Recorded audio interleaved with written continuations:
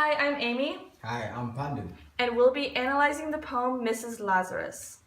Okay, the speaker of the poem is the wife of Lazarus. Lazarus of Bethany was the husband who died and was raised from the dead by Jesus in the Gospel according to John. In the Bible, the wife of Lazarus is never mentioned, but instead his sisters Martha and Mary are mentioned. In other words, the wife's perspective is never given. Through this poem, Carol Ann Duffy shows the perspective of Mrs. Lazarus. The occasion in which Carol Ann Duffy wrote this poem was because she was writing a collection of poems called The World's Wife, in which she wrote poems from the perspectives of historical figures' wives, such as the wives of Darwin, Freud, Aesop, and of course Lazarus. Through these poems, she is able to give the perspective of the women who are never even mentioned in history and provide their thoughts and opinions on subject matters, like Lazarus' resurrection. The audience are the village people who glorified the miracle. It can also be a message for widows who underwent the same grieving process and conflicting emotions as she did. The purpose is to justify the speaker's thoughts and for the author to provide an alternative perspective of the miracle of Lazarus. The speaker is trying to make sense of the conflicting emotions running through her brain when she finds her husband is alive again, and thus writes them in a poem. The subject is her husband's death, the grieving process she went through, and his revival. The tone shifts throughout the poem, going from defensive to emotionally drained, broken, accepting, and disgusted. In line 1, it says, I had grieved. And also in line 24, but I was faithful for as long as it took. This shows her defensive state of mind. In line 3, howled, shrieked, clawed at the burial stones until my hands bled, retched his name over and over again, dead, dead. This shows her emotionally drained sense of mind. In line 10, noose the double knot of a tie around my bare neck, shows that she is broken and heartbroken. In line 27, healed, able to watch the edge of the moon occur to the sky, shows she is now accepting of her husband's death. And in line 38, I breathed his stench, my bridegroom in his rotting shroud. It shows she is disgusted with him. The structure is a dramatic monologue that occurs in 5-line stanzas. Throughout the poem, there is enjambment, like over here and over there and there, meaning that the stanzas tend to run in together.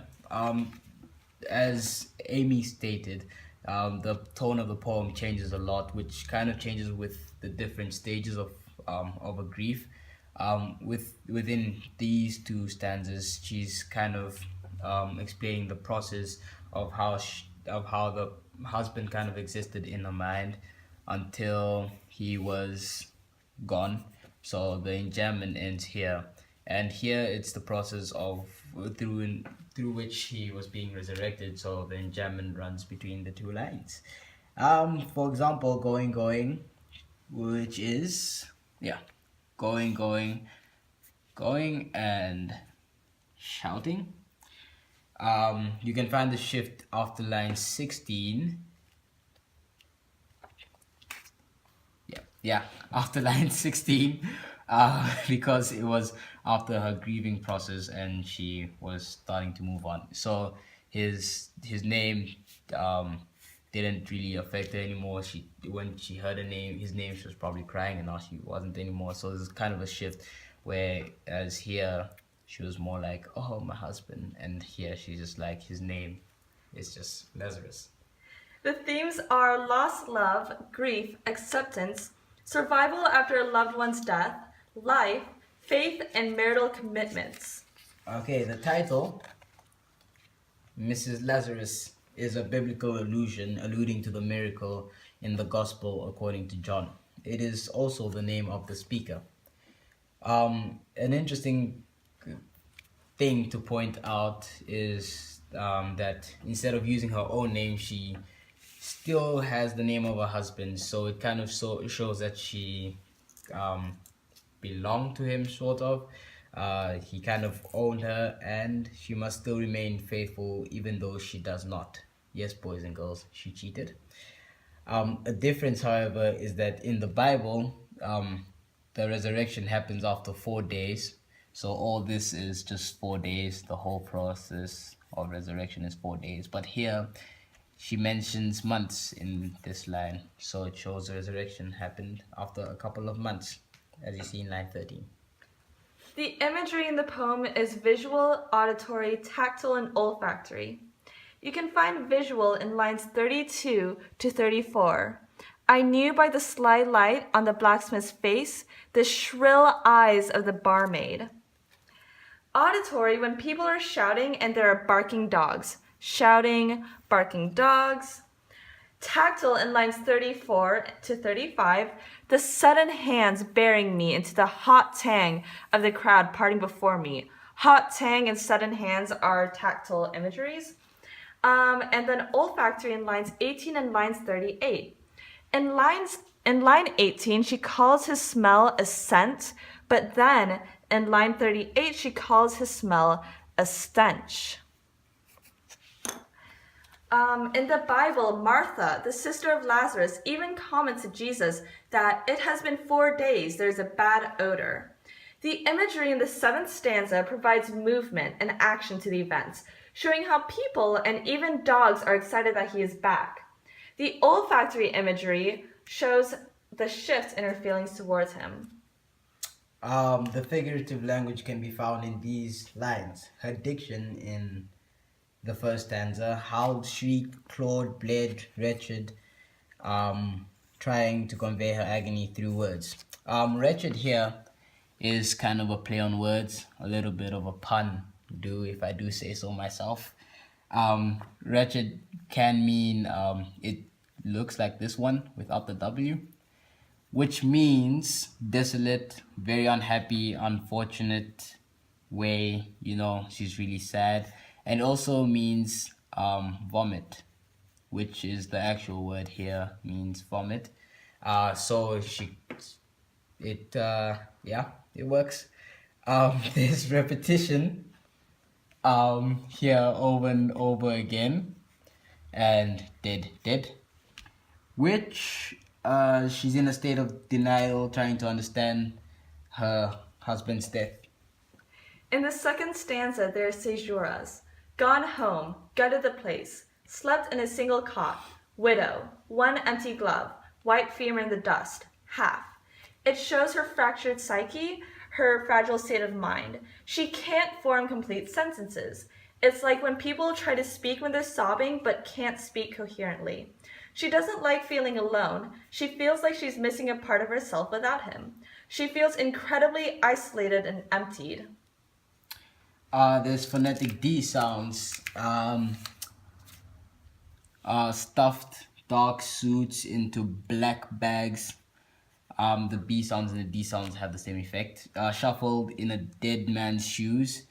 Noosed the double knot around my bare neck. Just like how in line 5 she repeated that stuff.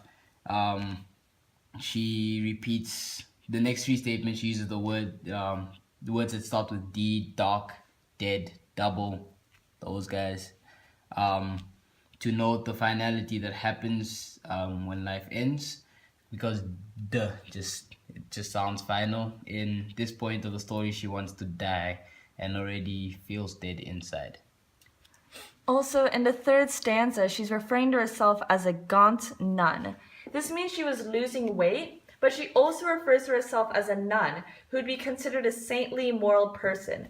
This could be because she has not yet cheated on Lazarus. Also, she is touching herself because she doesn't feel like she's the same person anymore.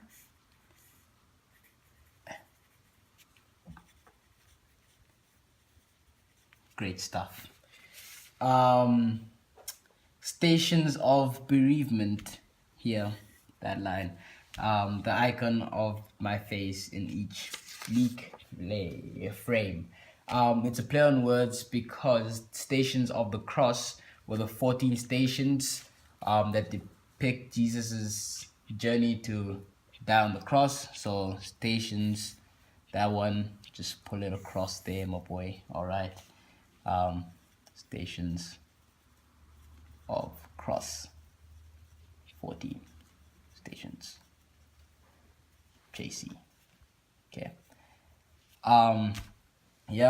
For the icon of my face in each bleak frame, she's referring to how the stations of the cross are normally in picture form or in statue form, and they're typically very gloomy. This is another biblical reference that is akin to her grieving process. Then afterwards, but all those months he was going away from me. She's beginning to move on, and if you think about it in terms of a picture of the couple, you would see him slowly vanishing. This is where the shift begins. Till his name was no longer a certain spell for his face, the last hair on his head floated out from a book. This is a metaphor for him slowly disappearing almost magically. And then the will was read. There's finality in his death. You know, when somebody dies, the last part that kind of officially lives about him is what happens to his stuff. The small zero held by my gold ring, that's pretty sad, because it's like he's becoming nothing, because zero means nothing, but also the gold ring is kind of a symbol of marriage, and that it shows a zero shows like that the marriage was worth nothing, so there's no point because he just died. Another point is the word see is also being defensive. She's pointing out to the audience, see, he's becoming nothing, he's no longer anything. It has the same effect as I had grieved and but I was faithful. Then he was gone. He's finally out of her mind. Then he was legend, language. He's just something from the past. My arm on the arm of the school teacher. That one. She's moved on to the point that she can fall in love with another person, or at least be infatuated with another person. She's surprised that she's found love with another person, a person who is not her husband. Right. Along the hedgerows, she is kind of on the border of being disloyal to her husband, but I was faithful for as long as it took. That kind of proves that she cheated until it was a memory, because she's being defensive, always saying that she didn't cheat and stuff. She waited an appropriate amount of time to move on, questioning what is an appropriate time to move on when someone's dead. Continue. In the 6th stanza, there's imagery of feeling healed and happy.